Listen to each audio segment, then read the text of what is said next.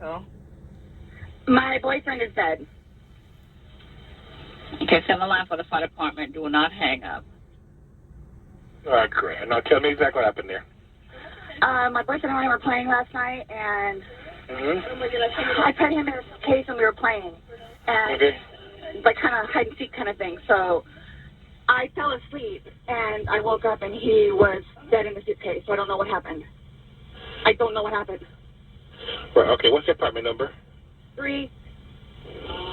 I don't know. Apartment 3? Yes, like he has like blood coming out of his mouth, and I don't know if like he had like an aneurysm or what happened. Right, okay, all right, okay. Listen, we're getting help on 13. Sarah Boone was arrested on charges of second-degree murder after she was accused of zipping her boyfriend inside a suitcase during a game of hide-and-seek and leaving him to die as he called out her name and told her he couldn't breathe. A post-mortem examination of Boone's boyfriend, 42-year-old Jorge Torres Jr., revealed that he died of positional asphyxiation with environmental suffocation consistent with prolonged confinement. The report also revealed that Torres had alcohol in his system at the time of the death. Boone told investigators that she drank alcohol during the night and she passed out in her bed before letting her boyfriend out of the suitcase the following morning, where he would later die, according to court records. Based on the medical examiner's findings, they estimated that Torres had been in the suitcase for up to 11 hours or more. A report showed that Torres had a black eye and other bruises and cuts on his head and his back.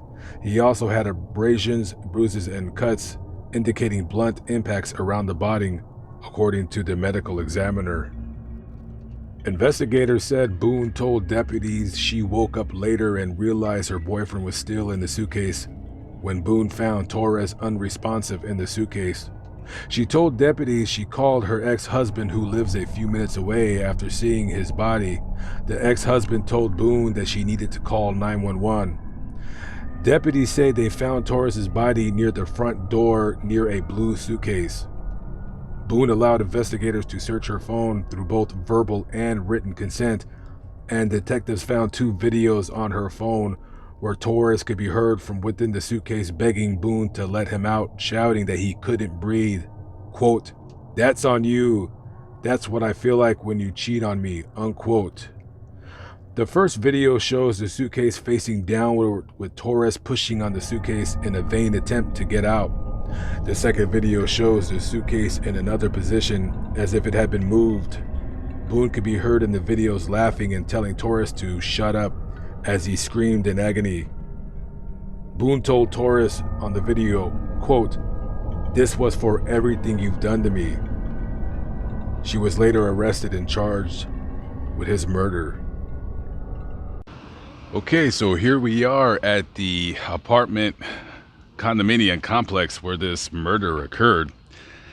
My first impressions about this place is it seems pretty nice, and of course I always judge an apartment complex and how it's kept, number one, by how the garbage areas look, and the garbage areas in this complex, just by my eyes, seem to be relatively clean.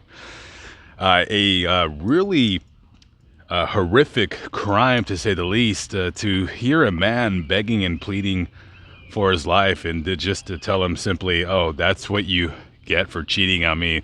I mean, this woman is an absolute nutcase, to say the least, and she is right where she belongs. In my opinion, he suffered quite a horrific death, and just a very grisly crime, if you will. So this is the building where the crime occurred, and it occurred in unit number 3, which would be right there. I don't know if it's been rented as of yet, but that is it right there.